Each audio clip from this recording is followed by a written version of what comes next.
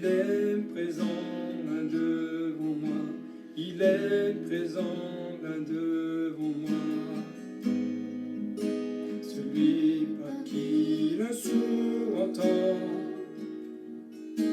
il éteint toute peur en moi, il éteint toute peur en moi. Oui, je crois en toi, oui, je crois en toi. Tu es le Dieu des miracles.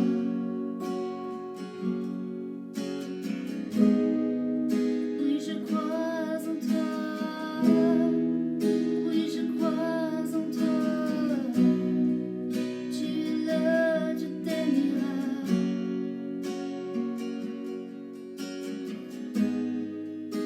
Celui qui dompte l'impossible me tend sa main et œuvre en moi, me tend sa main et œuvre en moi. Celui qui a vaincu la mort donne la vie qui abonde en moi, donne la vie qui abonde en moi. Oui, je crois en toi, oui, je crois en toi. Tu es le Dieu des miracles.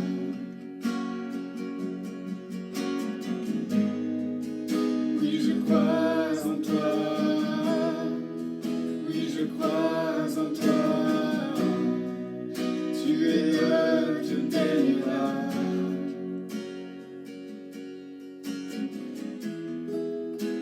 Toi qui étais, qui sera. Dieu puissant est ressuscité. Tu ramènes la mort à la vie. Tu es le Dieu des miracles.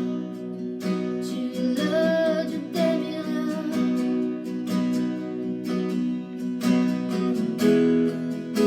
Toi qui étais et qui seras, Dieu puissant est ressuscité.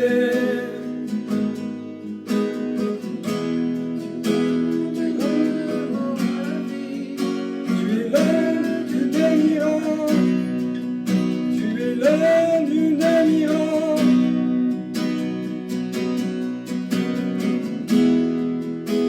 Toi qui étais et qui seras, Dieu puissant est ressuscité. Tu ramènes les morts à la vie. Tu es le Dieu des miracles. Tu es le Dieu des miracles. Toi qui étais et qui seras. Toi qui étais et qui seras, Dieu puissant est ressuscité. Tu ramènes les morts à la vie. Tu es le Dieu des miracles. Tu es le Dieu des miracles. Oui, je crois en toi. Oui, je crois en toi. Oui, je crois en toi. Tu es le Dieu des miracles.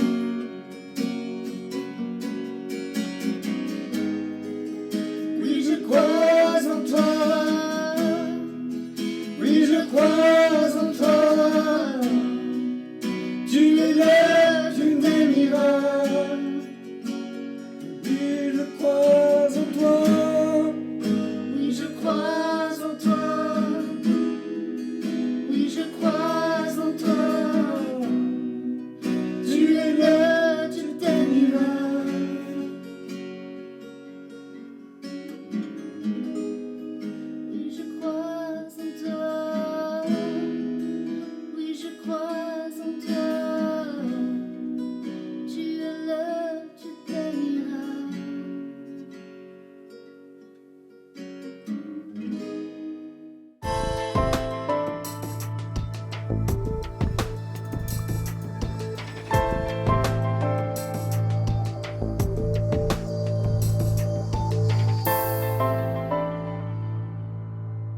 toutes et à tous, très content d'être avec vous ce matin et de vous partager le deuxième volet de la thématique l'appel de Dieu. Ce matin, j'aimerais voir particulièrement donc le deuxième volet qui a pour thème es-tu prêt à tout quitter? C'est une vraie question que je vous invite à réfléchir, en tout cas, peut-être pas répondre sur le moment présent, mais en tout cas de garder cette question dans votre cœur et peut-être en fin de message de dire ok, je suis prêt à tout quitter pour suivre mon Dieu. Dans cette thématique, nous avons donc abordé il y a quelques dimanches le premier volet qui était Dieu se choisit un homme selon son cœur. Et j'aimerais simplement peut-être vous rappeler quelques points. Tout d'abord, vous rappeler que l'appel, c'est le choix de Dieu. Et dans ce choix, nous avons évoqué Abraham qui fut appelé à quitter sa famille, à quitter sa patrie pour aller là où Dieu lui demandait d'aller. Dieu nous appelle hommes, femmes, à quitter notre zone de confort pour aller là où lui veut que nous allions. Dieu nous appelle à tout quitter pour aller là où Dieu, lui, a choisi que nous puissions marcher. Joseph fut appelé à devenir un des hommes les plus influents du pays d'Égypte. Moïse, quant à lui, fut appelé à devenir le libérateur de tout un peuple. Saül, lui, fut appelé à devenir le premier roi du peuple d'Israël. Et David, homme selon le cœur de Dieu, fut appelé à devenir un des leaders les plus influents du peuple d'Israël. Élie et Élisée, quant à eux, furent appelés à devenir des messagers, des transmetteurs de la parole de Dieu, mais également des instruments entre les mains de Dieu pour accomplir de grandes choses ici-bas. Dieu choisit des hommes, des femmes selon son cœur. Dans le choix divin de tout temps, Dieu a dit « j'ai choisi ». Et dans le Nouveau Testament, Jésus lui-même a dit « toi, suis-moi ». Ensuite, nous avons regardé ensemble plus particulièrement l'appel de David, où David a été invité à servir son Dieu avec un cœur entier. Nous ne pouvons pas servir Dieu à moitié. Nous ne pouvons pas servir Dieu que quand ça nous arrange, que quand notre agenda peut-être est le mieux disposé, le mieux disponible, que quand nous avons envie, que quand les choses nous plaisent. Dieu nous invite à le servir avec un cœur entier. David a été invité à servir son Dieu sans se détourner. C'est là un des vrais défis, il me semble, de continuer de servir Dieu jour après jour, mois après mois, année après année, avec un cœur entier. David a été invité à servir son Dieu avec crainte. La crainte de Dieu nous amènera toujours à respecter les exigences divine. La crainte de Dieu nous amènera toujours à revenir à celui qui est la source. La crainte de Dieu nous amènera toujours à laisser à Dieu la gloire qui lui est due. Je ne sais pas si vous avez pris le temps durant ces quelques semaines de réfléchir à cette thématique, mais il me semble important de se poser quelques instants ensemble et de se poser une simple question avant de répondre à Dieu, me voici. Est-ce que je suis prêt à répondre à l'appel de Dieu? Est-ce que je suis prêt à me lever et à suivre le chemin que Dieu a tracé pour moi? Qu'en pensez-vous? Vous pouvez, sur le chat, donner votre réponse, argumenter. Sommes-nous prêts véritablement à payer le prix pour suivre Dieu? Sommes-nous prêts véritablement à payer le prix pour aller là où Dieu nous demande d'aller? Sommes-nous prêts à répondre positivement à l'appel de Dieu sur notre vie et lui dire « Me voici, envoie-moi ». Je pense personnellement que beaucoup ont un peu de mal à comprendre ce que signifie véritablement répondre à l'appel de Dieu et que pour d'autres, leur difficulté, c'est de lâcher prise pour se soumettre véritablement à la volonté de Dieu. Il y a un appel où beaucoup ont répondu présent. C'est celui de l'appel du salut. Beaucoup, hommes, femmes, jeunes hommes, vieillards, ont répondu présent à cet appel divin, à cet appel au salut. Des cœurs, des vies se sont détournés d'une ancienne vie pour se tourner vers Christ et changer de destinée. Beaucoup ont donné leur vie à Jésus, ont décidé de faire ce 180 degrés. Mais gloire à Dieu pour tout cela. Mais avons-nous répondu présent à cet appel de Jésus. Qu'importe, toi, suis-moi. Tous, nous sommes appelés à payer le prix. Tous. Personne ne peut dire « Ah, mais le prix, c'est pour les autres. » Tous, nous sommes concernés par cet appel. Mais le prix à payer, il est vrai, peut être différent pour les uns ou pour les autres. Après le prix payé, vient toujours la bénédiction de Dieu. Et j'aimerais que vous puissiez garder cela dans votre cœur, parce qu'après le prix payé vient toujours la bénédiction de Dieu. Lorsque nous parlons du prix payé, nous voyons systématiquement, et personnellement je trouve ça bizarre, le ministère pastoral, le ministère d'évangéliste, le ministère d'apôtre, etc. Mais j'aimerais vous dire ceci, que répondre à l'appel de Dieu, n'est-ce pas déjà servir le Seigneur dans les petites choses? Répondre à l'appel de Dieu, n'est-ce pas servir Dieu dans les choses peut-être qui ne se voient pas? Regardons quelques exemples de personnages bibliques qui ont servi dans des domaines qui n'étaient pas forcément les plus visibles. Tout d'abord, j'aimerais vous parler de Samuel, le jeune Samuel qui servait dans le temple. 1 Samuel chapitre 1 verset 11 nous dit « Elkana s'en alla dans sa maison à Rama, et l'enfant fut au service de l'Éternel devant le sacrificateur Élie. » Un peu plus loin, au verset 18, Samuel faisait le service devant l'Éternel. Au verset 21, « Et le jeune Samuel grandissait auprès de l'Éternel. » Ce jeune garçon ne faisait vraiment pas de bruit et ne devait pas forcément, à mon sens, être très visible dans les tâches qui lui étaient confiées. Mais combien elles étaient importantes. Samuel avait un cœur pour Dieu. Samuel a dû apprendre à grandir dans les voies de Dieu, a dû apprendre à grandir dans la connaissance de Dieu. Samuel a dû apprendre à servir avec persévérance, apprendre à servir avec humilité et dans l'humilité. Samuel a dû apprendre à servir en soumission. Nous n'avons pas beaucoup d'éléments de la vie de Samuel durant sa jeunesse. Mais ce que nous savons, c'est qu'il a été élevé durant un temps par sa maman. Et je pense que sa maman a dû lui transmettre des valeurs de la parole de Dieu, lui transmettre l'amour de Dieu, lui communiquer comment sa maman avait prié pour avoir cet enfant et que si Dieu lui accordait, il lui serait consacré. Imaginons quelques instants ce jeune Samuel alors qu'il est emmené au sacrificateur Élie. Et qu'à un moment donné, il est là avec ses parents, peut-être qu'il y a une discussion avec Élie sur le devenir de l'enfant, sur le suivi de l'enfant, que les parents reviendraient de temps à autre voir comment va leur enfant, et de voir d'un seul coup ce jeune Samuel peut-être voir ses parents partir, voir ses parents s'en aller et le laisser là avec le sacrificateur Élie. Je ne sais pas comment Samuel a pu vivre tout cela, ni ce qu'il a pu ressentir. Mais je pense personnellement que peut-être ça n'a pas toujours été facile pour lui. Ce manque maternel a dû se faire ressentir de temps à autre.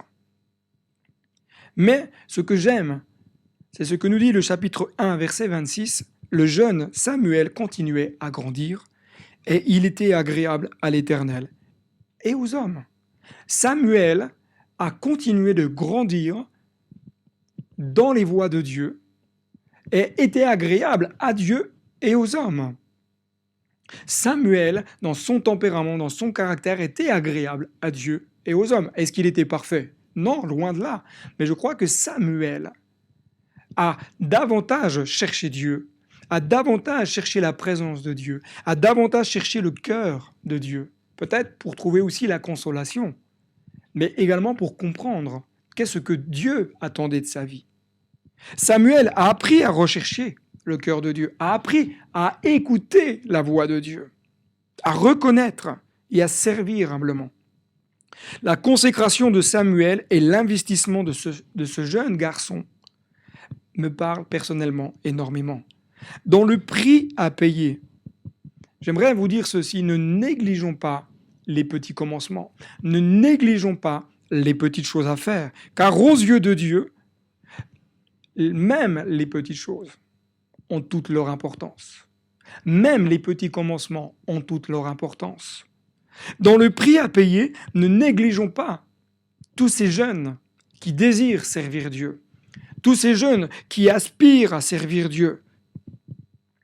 Sommes-nous prêts, honnêtement, entre vous et moi, sommes-nous prêts à investir dans la génération montante? Sommes-nous prêts à investir dans des jeunes qui sont en train d'émerger dans l'Église? Sommes-nous prêts à les accompagner? Sommes-nous prêts à les former? Sommes-nous prêts à les conseiller afin que Dieu les fasse entrer dans ce que lui a prévu? Il y a quelques semaines de cela, je discutais avec un jeune garçon de 11 ans qui me dit « David, j'ai une question ». Je me suis dit, connaissant le garçon, quelle est la question qu'il va me poser? Alors, non pas qu'il me pose des questions bizarres de temps à autre, mais du haut de ses 11 ans, il a des questions très pertinentes et très profondes, et même qui nous amènent en réflexion concernant la parole de Dieu. Et du haut de ses 11 ans, il me dit, David, j'aimerais faire l'école biblique, j'aimerais étudier la théologie. Comment est-ce que je peux faire? Alors, je dis, ma foi, quoi de plus normal qu'un enfant de 11 ans qui veut faire de la théologie biblique? Je ne sais pas, qu'est-ce que vous auriez répondu à ma place? Peut-être que vous auriez argumenté, vous savez, tu sais, tu es jeune, c'est peut-être compliqué, etc. Personnellement, j'ai tenu à l'encourager à approfondir la parole de Dieu. J'ai tenu à l'encourager à méditer, à prendre du temps à lire et encore à lire. Et je l'ai encouragé à garder dans son cœur ce feu qui brûle en lui partageant quelques pistes de réflexion sur le pourquoi aller à l'école biblique, lui dire qu'est-ce qui était intéressant, etc. Je mise personnellement sur la génération montante. Je mise sur des jeunes qui désirent servir Dieu. Alors, je sais qu'un jour il reviendra et il me dira, David, j'ai une autre question. Je me prépare toujours, lorsque je le vois, à pouvoir répondre à ces interrogations. Misons sur la génération montante. Misons sur ces jeunes, garçons, filles, qui désirent servir Dieu. Aidons-les à entrer dans ce que Dieu a prévu pour eux. Comment les aidons-nous à apprendre à servir Dieu? Ce n'est pas une fois qu'ils ont 40 ans qu'on doit leur apprendre. C'est lorsqu'ils sont jeunes. Aidons-les à apprendre à persévérer dans leur engagement. Aidons-les à apprendre à savoir attendre, parce qu'il y a un temps pour tout. Aidons-les à savoir à travailler également en soumission. Il y a un autre exemple que j'aimerais voir avec vous, c'est celui de Anne. Non pas la maman du jeune Samuel, mais Anne, la femme prophète qui nous est partagée dans l'évangile de Luc. Je prends volontairement cet exemple peut-être un peu à l'opposé, car je désire vraiment vous montrer que ce n'est pas une question d'âge pour servir Dieu, mais c'est une question de cœur. L'évangile de Luc, chapitre 2, verset 36, nous dit « Il y avait une prophétesse, Anne, fille de Phanuel, de la tribu d'Azer. Elle était fort avancée en âge, et elle avait vécu 7 ans avec son mari depuis sa virginité. Restée veuve et âgée de 84 ans, elle ne quittait pas le temple et elle servait Dieu nuit et jour dans le jeûne et dans la prière. » Voici une femme qui doit être un exemple pour chacun et chacune d'entre nous. Que je puisse être comme Anne, avoir ce cœur pour Dieu, avoir cette même vigueur pour Dieu, avoir ce même zèle, cette même ardeur et rester fidèle jusqu'au bout comme elle. Elle ne quittait pas le temple. J'avoue que ce texte m'a quelque peu interpellé lorsque j'ai médité sur celui-ci. Que devons-nous entendre par le fait que Anne ne quittait pas le temple? Anne ne vivait pas dans le temple. Elle n'était pas là 24 heures sur 24. Cette femme devait être sûrement présente aux différents offices qui avaient lieu. Elle aimait la maison de Dieu. Elle aimait se tenir dans la présence de Dieu. Elle aimait chercher la face de Dieu. Mais remarquons quelque chose d'intéressant. Ce qui est lié à la consécration de cette femme, elle servait Dieu nuit et jour dans le jeûne et dans la prière. Quelle consécration! Sommes-nous consacrés de la même manière? Avons-nous un cœur consacré comme cette femme? Est-ce que nous aimons la présence de Dieu? Est-ce que nous aimons la maison de Dieu? Est-ce que nous aimons venir entendre la parole de Dieu? Est-ce que nous aimons prier avec nos frères et sœurs dans la maison de Dieu? Est-ce que nous le servons nuit et jour? Il ne s'agit pas de servir que quand ça nous arrange, mais nuit et jour. Quelles que soient les circonstances de nos vies. Aujourd'hui, parfois, on sert Dieu quand tout va bien et quand tout va pas bien, on abandonne. On prie Dieu quand tout va bien et quand c'est difficile, on abandonne le combat. On jeûne quand il y a des vrais moments de difficulté. Mais est-ce que nous jeûnons simplement pour prendre du temps et être avec Dieu, pour connaître sa volonté, pour connaître ses plans, pour connaître ce qu'il désire de nous? Cette femme était reconnue comme étant une guerrière dans le domaine spirituel.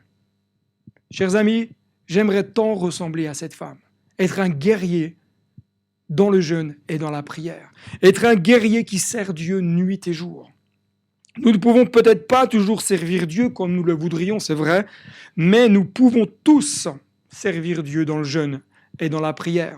N'attendons pas que l'Église programme des temps de jeûne et prière pour le faire. N'attendons pas que le pasteur lance des invitations pour jeûner et prier pour le faire.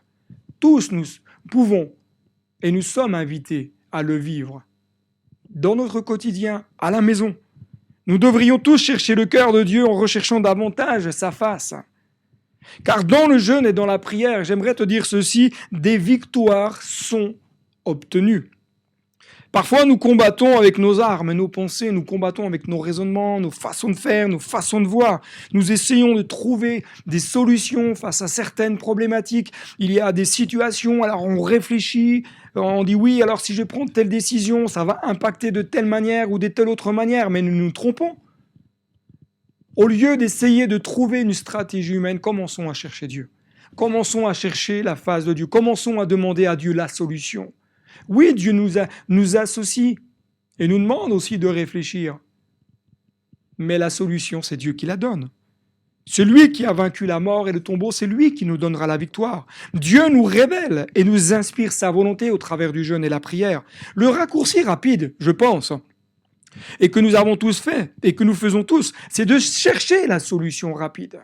C'est de chercher une solution rapide. Mais Dieu n'est pas pressé. Dieu fait ce qu'il veut, quand il veut, comme il veut.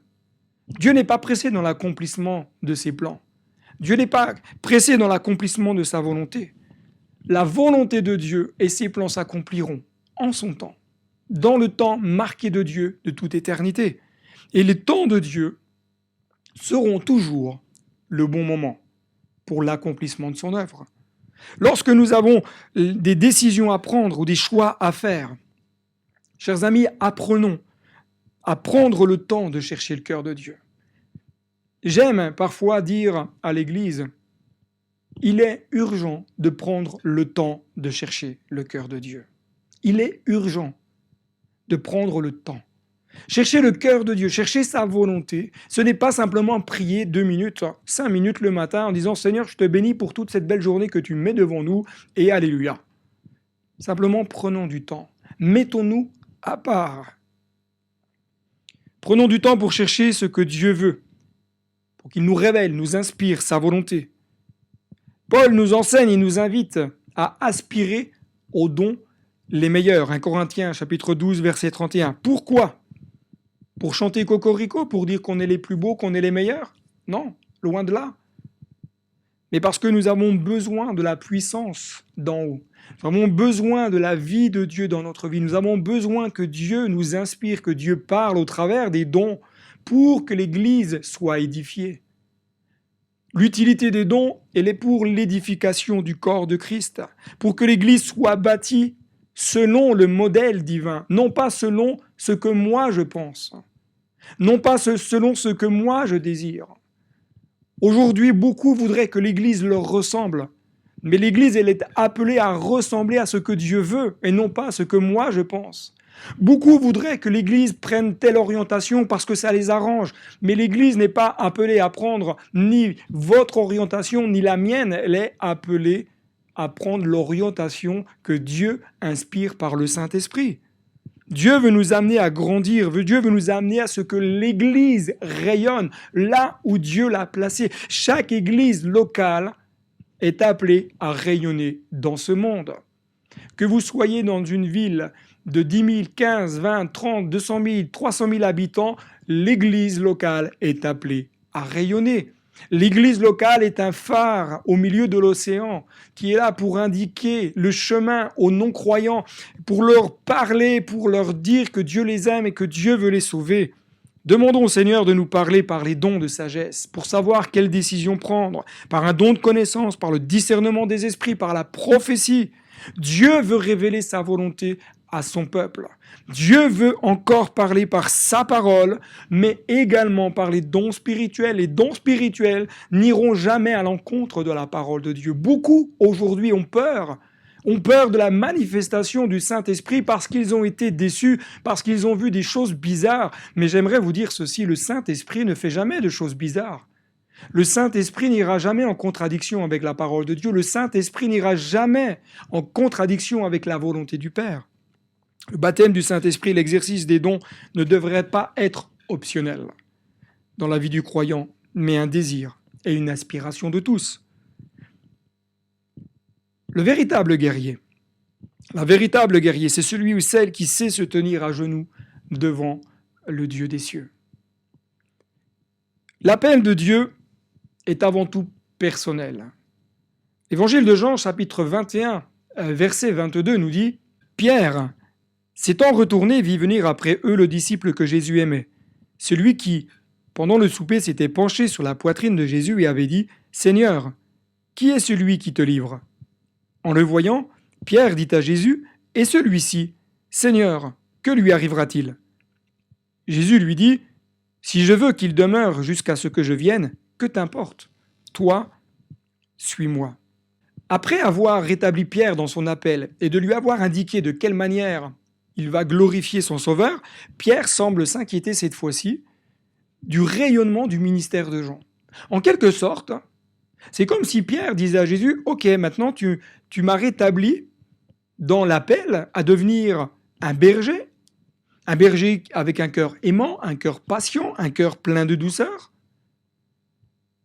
Mais Jean, qu'est-ce qu'il va devenir ? Quelque part, Pierre voit Jean, le disciple que Jésus aimait venir après eux, et ne pourra s'empêcher de demander à Jésus ce que Jean allait devenir. En gros, c'est comme si Pierre disait à Jésus « Et Jean, tu l'appelles à quoi ? Quel va être son ministère ? Quel va être son rayonnement ?» J'aime la manière dont Jésus va lui répondre. « Si je veux qu'il demeure jusqu'à ce que je vienne, que t'importe, toi, suis-moi. » Jésus va ramener Pierre à se recentrer sur ce que Jésus lui demande, c'est-à-dire paître les brebis du Seigneur. Je vois dans cet épisode entre Pierre et Jean plusieurs leçons intéressantes à noter. Tout d'abord, chacun reçoit de Dieu un même appel et un appel différent. Oui, nous avons tous un même appel, celui de suivre Christ, celui de faire sa volonté, celui de se soumettre à sa volonté, celui d'accomplir ce que Dieu veut, celui d'être des témoins, celui de faire des disciples, celui de faire des miracles. Ensuite, nous avons tous un appel spécifique et c'est là que nous devons faire attention. Tout d'abord, nous devons faire attention à ne pas nous comparer les uns les autres. Cela ne vous arrive pas. Et dans l'église locale où vous êtes rattachés, cela n'arrive jamais. Il n'y a jamais de comparaison. Mais c'est un piège de se comparer les uns les autres. La comparaison nous empêche de rentrer pleinement dans ce que Dieu veut. La comparaison nous empêche d'accomplir ce que Dieu nous demande. Souvent, on voudrait faire ce que Dieu demande aux autres, alors que nous avons déjà du mal à faire ce que Dieu nous demande. Attention à ne pas nous comparer, mais accomplissons ce que Dieu nous demande, avec humilité, avec soumission.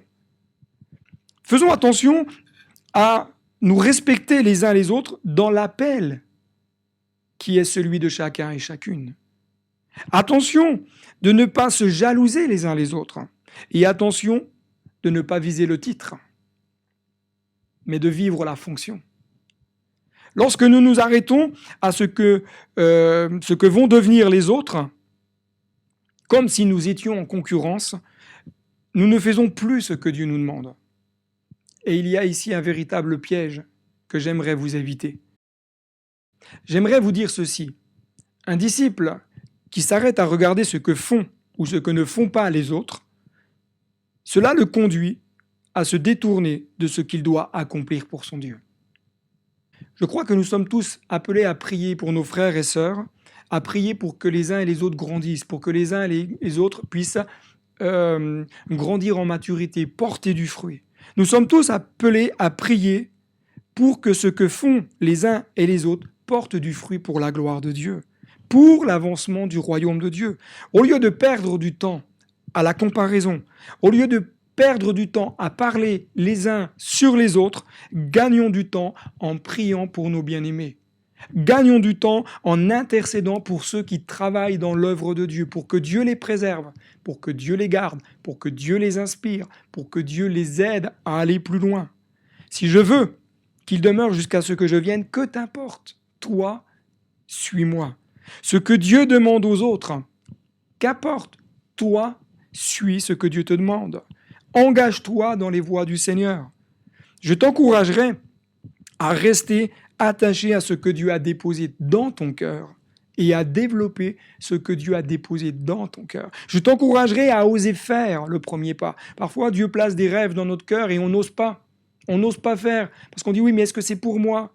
Est-ce que c'est bien ce que Dieu me demande? Ose faire le premier pas. Si Dieu a déposé un feu sur ton cœur, c'est que Dieu te demande quelque chose, alors fais-le. Je t'encouragerai à partager avec ton pasteur peut-être ce qui brûle à l'intérieur de toi. Je t'encouragerai à ne pas t'arrêter à la difficulté, à la résistance, à la critique. Parce que l'appel de Dieu demande un abandon. Lorsque Jésus appelle certains disciples, il leur a dit « Suis-moi ». Dans l'évangile de Luc, chapitre 5, versets 27 et 28, après cela, Jésus sortit, il vit un publicain nommé Lévi, assis au lieu des péages. Il lui dit « Suis-moi » et laissant tout, il se leva et le suivit. Lévi laissa tout. Lévi a tout abandonné. Il ne s'est pas embarrassé des affaires de la vie passée et présente pour suivre Jésus. Il laissera sa table de péager. L'appel de Jésus nous invite à tout laisser. Paul dira dans l'Épître aux Timothée, chapitre 2, versets 3 et 4, « Souffre avec moi comme un bon soldat de Jésus-Christ. Il n'est pas de soldat qui s'embarrasse des affaires de la vie s'il veut plaire à celui qui l'a enrôlé. » Nous voulons suivre Christ. Nous prétendons suivre Christ et pourtant, nous sommes tellement affairés à nous préoccuper des affaires de la vie. Cela ne veut en aucun cas dire que nous n'avons pas le droit d'avoir de hobbies, d'occupations diverses et variées, des moments de détente. Mais dans la grille des priorités, ne devrions-nous pas nous rappeler que chaque jour, des âmes vont en enfer? Ne devrions pas nous rappeler que chaque jour, des âmes sont sur ce chemin qui les amène dans un lieu de perdition? Ne devrions pas nous rappeler que Dieu nous a sauvés pour servir le roi des rois et être des témoins ici-bas? Le soldat de Christ ne s'embarrasse pas des affaires de la vie, mais prend sur ses épaules les affaires de Christ. Le disciple de Christ ne poursuit pas les affaires de ce monde. Jésus dira que nous ne sommes pas de ce monde, et pourtant nous vivons dans ce monde. Et comme Jésus, ayons un cœur de nous occuper des affaires du Père. Ayons ce cœur qui va dire « Ma nourriture est de faire la volonté du Père ». Ne nous laissons pas gagner par toutes sortes d'activités très secondaires. Ne nous laissons pas occuper par tout ce qui pourrait nous détourner de ce que Dieu veut pour nous, de ce qui est principal. Le mot « affaire » du grec « pragmateria » nous parle littéralement de la poursuite de toute affaire, activité, occupation. Après quoi courez-vous? Quelles sont vos occupations principales? Votre carrière professionnelle? Votre réussite sociale? La réussite peut-être sportive? Peut-être vos études? Courez après ce que Dieu a déposé dans votre cœur. Courez dans la carrière qui vous est ouverte. Courez dans la direction que Dieu vous a donnée.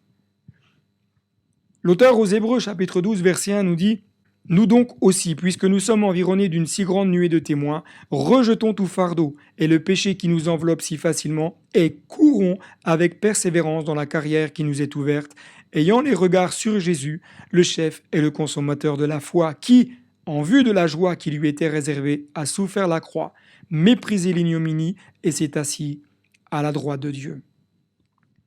Suivre celui qui nous appelle. Lévi, et laissant tout, il se leva et le suivit. Et le verbe suivre, du grec akolutéo, nous parle littéralement suivre celui qui précède, se joindre à sa suite, accompagner, se joindre comme disciple et devenir ou être un disciple. Seigneur, je te suivrai partout, où que ce soit, quoi qu'il arrive, quoi qu'il m'en coûte, quelle que soit la saison. C'est des prières que nous avons souvent faites. Il ne s'agit pas de laisser certaines choses pour suivre le chemin que nous voulons. Il ne s'agit pas de laisser certaines choses pour accomplir ce que nous souhaitons. Nous sommes appelés à suivre Christ, celui qui nous précède. C'est lui le chemin, la vérité et la vie. C'est lui qui marche devant nous. C'est lui qui nous ouvre la voie. C'est lui qui a plani notre chemin. Suivre Christ, c'est se joindre à lui. C'est emboîter le pas. C'est se joindre à sa suite en tant que disciple, prêt à accomplir sa volonté, à se laisser façonner. Est-ce que vous êtes prêt à vous laisser façonner par Dieu? Est-ce que vous êtes prêt à vous laisser modeler? Est-ce que vous êtes prêt à accomplir ce que lui veut que vous accomplissiez? Être ce que Dieu veut que vous soyez. Suivre Christ, c'est accomplir ses œuvres. Dans l'évangile de Jean, chapitre 14, versets 12 à 14, en vérité, je vous le dis, celui qui croit en moi fera aussi les œuvres que je fais. Il en fera de plus grandes, parce que je m'en vais au Père. Et tout ce que vous demanderez en mon nom, je le ferai afin que le Père soit glorifié dans le Fils. Si vous demandez quelque chose en mon nom, je le ferai. Je voudrais vous encourager, chers amis, à être le disciple que Dieu veut que vous soyez.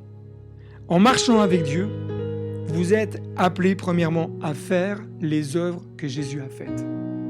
C'est Jésus lui-même qui a dit que nous ferions des œuvres plus grandes, en plus grand nombre.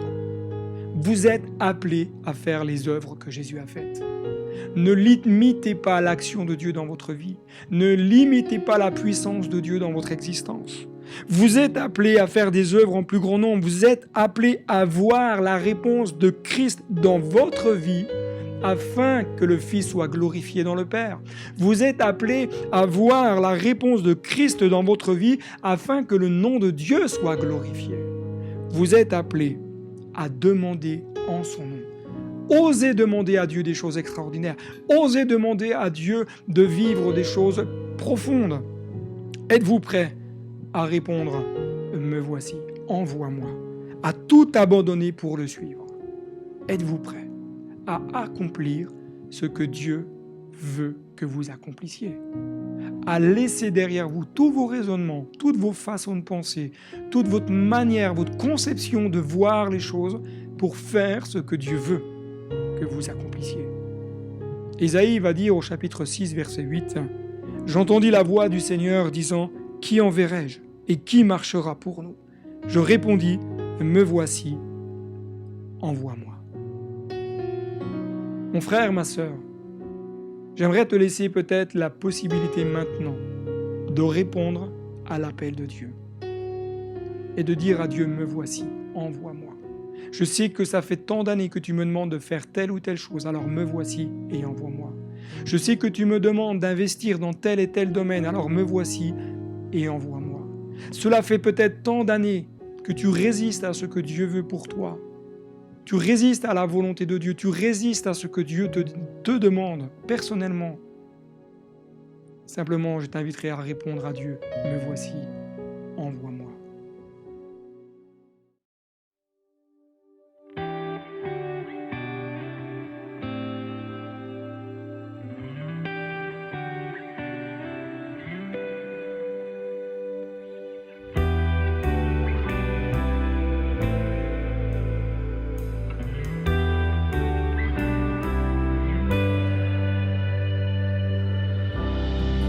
Je veux consacrer ma vie pour que ton royaume vienne, revêtu de ton esprit, que les nations se prosternent.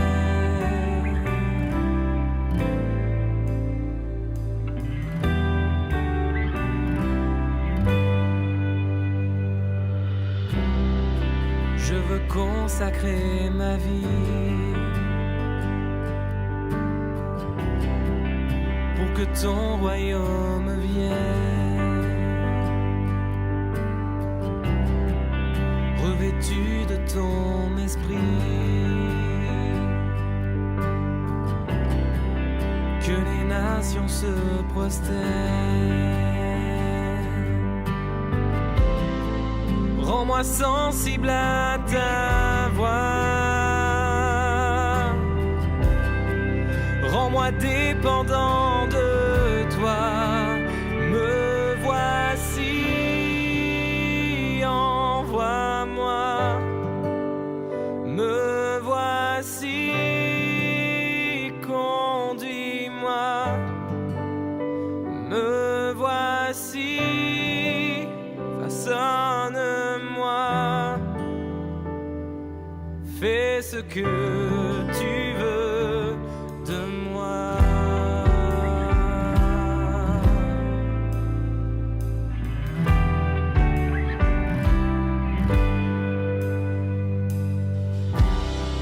Je veux consacrer ma vie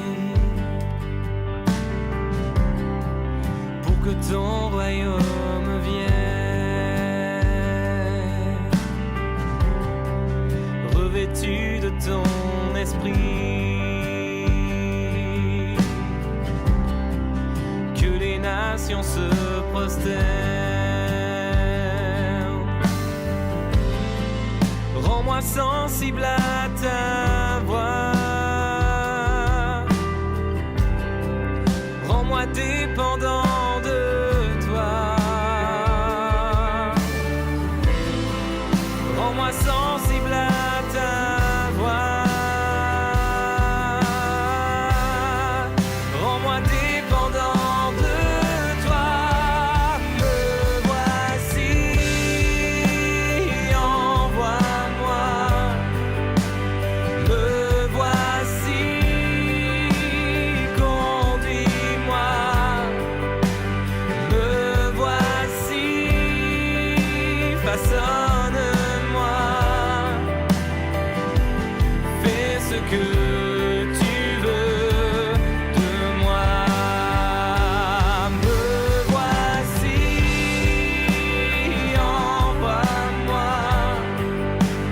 Me voici, conduis-moi.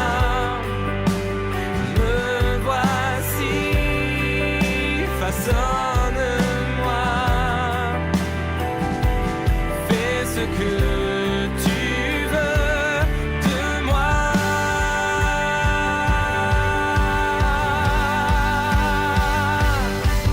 Je veux déclarer au monde qu'il existe une bonne nouvelle, et même si les flots m'inondent, je chanterai l'essentiel.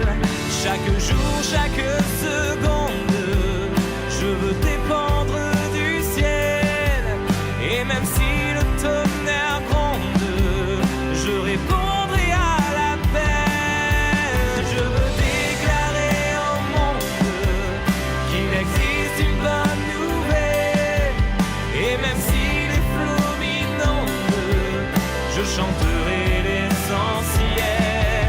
Chaque jour, chaque seconde, je veux dépendre du ciel, et même si le tonnerre gronde, je répondrai à l'appel.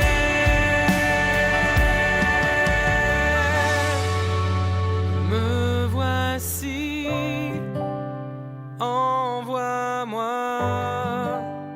Me voici, conduis-moi. conduis-moi. Me voici, façonne-moi. Fais ce que tu veux de moi.